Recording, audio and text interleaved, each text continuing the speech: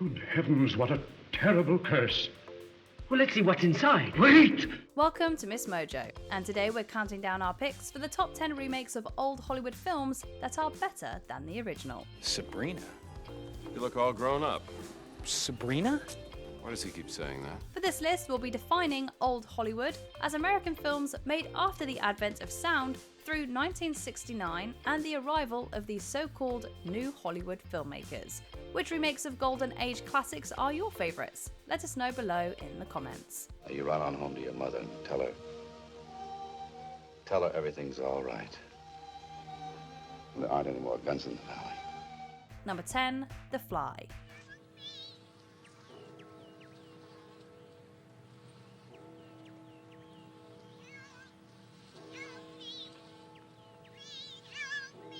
The 1950s were a treasure trove for films detailing science gone wrong, providing cautionary tales with wonderful prosthetic monsters. The original spawned the oft-referenced moment where a fly with a human head became trapped in a spiderweb. But that body horror was quaint compared to what David Cronenberg would unleash. His twisted vision, combined with improved and grotesque prosthetics, turned the cautionary tale into total nightmare fuel. Am I becoming a 185-pound fly? No, I'm becoming something that never existed before. I'm becoming Brundlefly. Don't you think that's worth a Nobel Prize or two? Rather than an instant transformation, the scientist who accidentally combined himself with fly DNA slowly became more and more of a monster over the course of the film. While both versions warned of the relentless march of dangerous sciences in the name of progress, the '86 film did so with an unforgettable horror show. I'm afraid! Don't be afraid! No. Be afraid. Be very afraid. Number 9, His Girl Friday. Makes a fellow lose all faith in himself. Almost gives him a feeling he wasn't wanted. This one is a rare example of a classic Hollywood film that was remade only a few years later into yet another classic. Just 9 years earlier, the film The Front Page had faithfully adapted the screwball play of the same name about a pair of newspaper reporters. Director Howard Hawks sought to make his own version, keeping the original premise and plot with one major alteration, swapping the gender of the second lead, Hildy. Yes, I would. I'd know you any time, any place. Anywhere. You're repeating yourself, Walter. That's the speech you made the night you proposed. Yeah, I notice you still remember it. Of course I remember it. If I didn't remember it, I wouldn't have divorced you. With this added wrinkle, editor Walter Burns finds himself not only losing his best reporter to an engagement, but also his ex-wife. While both versions were certainly classics and have been preserved by the Library of Congress, the second time around managed to become an enduring cultural touchstone. No kidding. I tell you, I'm not kidding. I'm not good enough to make this one up. Number 8, Logan. You run on home to your mother and tell her everything's all right. There aren't any more guns in the valley. Director James Mangold made no secret about being a fan of the iconic Western films and the anti-heroes in them that dominated the American film landscape for 3 decades. It then should have come as no surprise that his anti-hero film Logan served as a loose remake of the classic Western, Shane, following the film's plot and even quoting the original at several points. To drive the point home, Shane was even shown being watched by the characters in the film. I first saw this picture at the Isolde Cinema in my hometown when I was your age. You art in heaven, hallowed be thy. Both movies followed a drifter with a violent past protecting a child from a dangerous gang. However, Logan updated the group of gunmen to superpowered cyborgs. Logan's final fate mirrored Shane's, leading the young Laura to quote the latter in a touching farewell to Wolverine. Now you run on home to your mother. You tell her everything's all right. There are no more guns in the valley. Number 7, A Star is Born. Hey! Do you mind if I take just one more look? Hollywood loved the story of a young ingenue and her relationship with a self-destructive alcoholic star whose best days were behind him. They loved the story so much, in fact, that the 2018 version was the 4th time they had made the film. The original was released in 1937, starring starlet Jane Gaynor, and immediately became a massive success, grabbing Oscar nominations for Best Picture, Actress, Actor, Director, and Adapted Screenplay. Remakes in 1954 and 76 helped keep it in the public consciousness, but the one that really knocked our socks off came in 2018 with Lady Gaga and Bradley Cooper. Every time we say goodbye, baby, it hurts. The film, which also nabbed acting, actress, and picture nods, stung with a harsh bittersweetness that made audiences cry, but also cheer when it took home the Oscar for its heartbreaking song Shallow. We're far from the shallow now. Number 6. True Grit. I mean to kill you in 1 minute, Ned, or see you hanged in Fort Smith at Judge Parker's convenience. Which will it be? By 1969, the days of westerns dominating the film landscape and old Hollywood as a whole was at its end. True Grit represented the end of an era when larger-than-life characters played by John Wayne would ride into a sleepy town and save the day. Fast forward 40 years, and the Coen brothers, masters of intense and personal character pieces, had helmed the remake.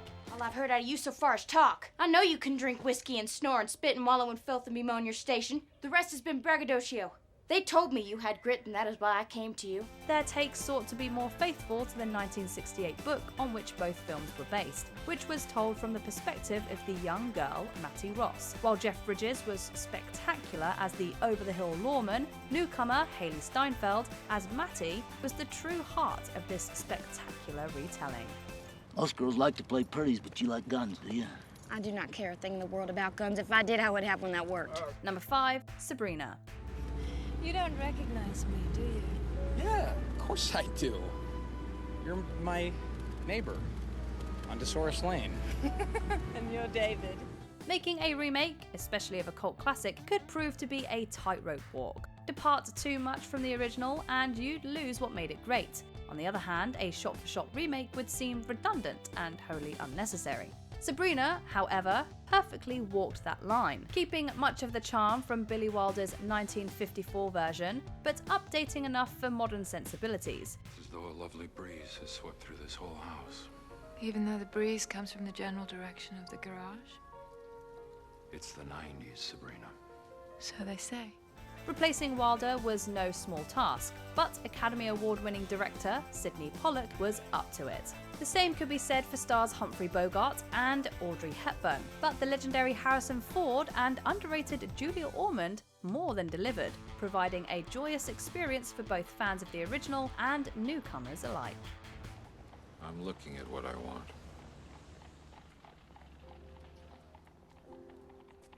Number 4, 3:10 to Yuma.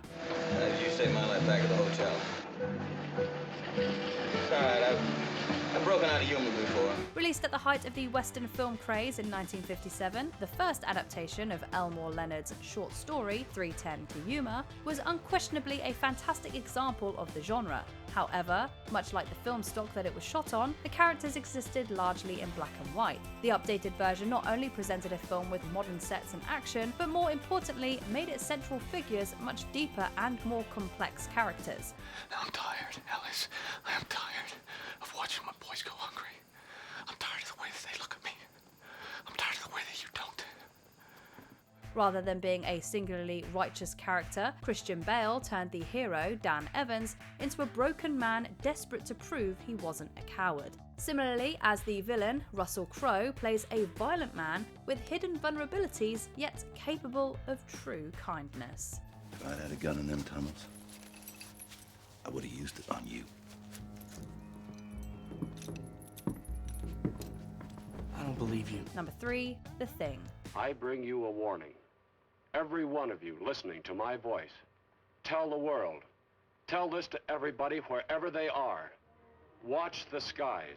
Everywhere. 1951's The Thing from Another World played on the audience of the time's fears stemming from Cold War with uncertainty over the USSR and their nuclear arsenal living in many hearts. That film used an unknowable vegetable alien to stand in for that fear of the other. But John Carpenter's remake took things a step further. I don't know what the hell's in there, but it's weird and pissed off, whatever it is. Like in the original novella, the Thing was an alien that was able to change into any life form it encountered. The paranoia was no longer of a strange and unknowable entity, but of one another. While the original ended with the scientists working together, the remake saw them turn on each other one by one, proving that we could never trust or know anyone. If we've got any surprises for each other, I don't think we're in much shape to do anything about it. Number 2, Ocean's 11. I need a reason. Don't say money. Why do this? Why not do it? The Rat Pack, which included singers like Dean Martin, Sammy Davis Jr. and Frank Sinatra, made a number of films in their hometown, Las Vegas. Many of those, including the heist film Ocean's 11, were seen as fun, but not particularly memorable. I know you won't try anything cute.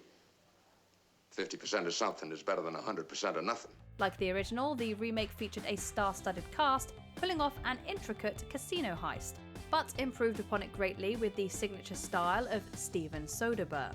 The remake's clever dialogue, sleek direction, and inventive heist that kept the audience guessing right till the end, all set against the neon lights of Vegas, made for an unforgettable flick. You guys are pros. The best. I'm sure you can make it out of the casino. Before we continue, be sure to subscribe to our channel and ring the bell to get notified about our latest videos. You have the option to be notified for occasional videos or all of them. If you're on your phone, make sure you go into your settings and switch on notifications. Number 1, The Mummy. You will not remember what I show you now, and yet I shall awaken memories of love and crime and death. The original Universal monster movies were icons of their time, and the Boris Karloff vehicle The Mummy, released in 1932, was no exception. The film struck a chord with audiences with its plot involving the mummy, Imhotep's curse, and his desire to resurrect his dead lover. The modern version kept those elements, but replaced its slow by modern standards pace with wall-to-wall actions and thrills. Can you swim? Of course I can swim if the occasion calls for it! Trust me! It calls for it! By preserving its original 30s setting, the film was able to become a historical adventure film. That, along with the crackling chemistry of leads Brendan Fraser and Rachel Weisz, earned it a place as an endlessly rewatchable supernatural action film with loads of heart. I guess we go home empty-handed. Again. I wouldn't say that. Please. Do you agree with our picks? Check out this other recent clip from MsMojo and be sure to subscribe and ring the bell to be notified about our latest videos.